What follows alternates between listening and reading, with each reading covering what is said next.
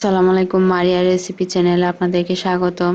আজকে তৈরি করব 6 মাস বয়সে বাচ্চাদের খিচুড়ি।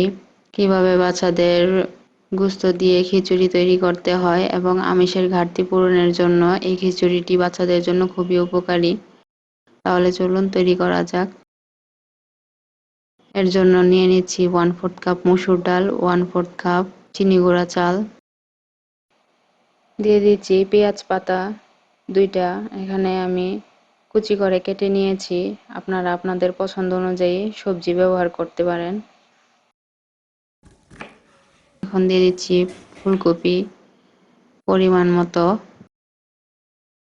মুঠো পরিমাণ দিতে হবে সবজিগুলো। দিয়ে দিচ্ছি আলু একটি, আমার মতো করে এরকম করে কেটে দিবেন। এখন দিয়ে দিচ্ছি সবুজ শাক পরিমাণ মতো। এখানে আপনারা যে কোনো শাক ব্যবহার করতে পারেন, যেটা আপনাদের পছন্দ হয়। দিয়ে দিচ্ছি বাঁধাকপির পাতা 1 মুঠো সমান। এখন নিয়ে নিব এক টুকরো পেঁপে। পেঁপে দেওয়ার কারণে বাচ্চাদের বাথরুমের সমস্যা হবে না। এটি আঁশযুক্ত খাবার, এই জন্য পেঁপেটা দেওয়ার চেষ্টা করবেন। এখন দিয়ে দিচ্ছি একটি টমেটো এরকম লম্বা করে কেটে। এখন দিয়ে দিচ্ছি কিছু গোশত। এখানে আমি মুরগির গোশত হাড় ছাড়া নিয়ে নিয়েছি। আপনারা দেখতে পাচ্ছেন আমি কিভাবে কেটে নিচ্ছি। এরকম টুকরো করে কেটে নেবেন, এই পরিমাণ গোশত দিয়ে দিবেন। তো সবগুলো সবজি আমার কাটা হয়ে গিয়েছে। আমি এই পরিমাণ গোশত নিয়েছি, আপনারাও চেষ্টা করবেন এই পরিমাণ গোশত নিতে। 1 টেবিল চামচ তেল দিয়ে চাল, ডাল আর গোশতটা দিয়ে দিচ্ছি। সবগুলো উপকরণ একে একে দিয়ে দিচ্ছি এবং পরিমাণ মতো লবণ দিয়ে দিচ্ছি।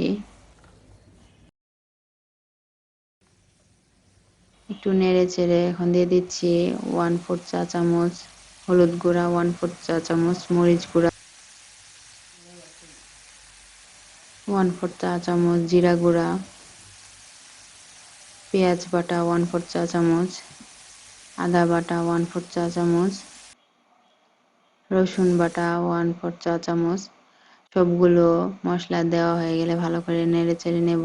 এখন দিয়ে দিচ্ছি একটি তেজপাতা। আপনারা সবাই হয়তো মনে করতে পারেন যে বাচ্চাদের খিচুড়িতে এত মশলা। আসলে বাচ্চাদের শুরু থেকে এভাবে রান্না করে খাওয়ালে বাচ্চারা অভ্যস্ত হয়ে যাবে এবং শুরুতে একটু সমস্যা হলে পরবর্তী এটা বাচ্চাদের জন্য খুবই উপকারী এবং খুবই ভালো। তো চেষ্টা করবেন বাচ্চাদের এভাবে খাওয়াতে। তৈরি হয়ে গেল 6 মাস বয়সে বাচ্চাদের আমিষযুক্ত খিচুড়ি। আর এই খিচুড়িটি অবশ্যই বাচ্চাদের খাওয়াবেন।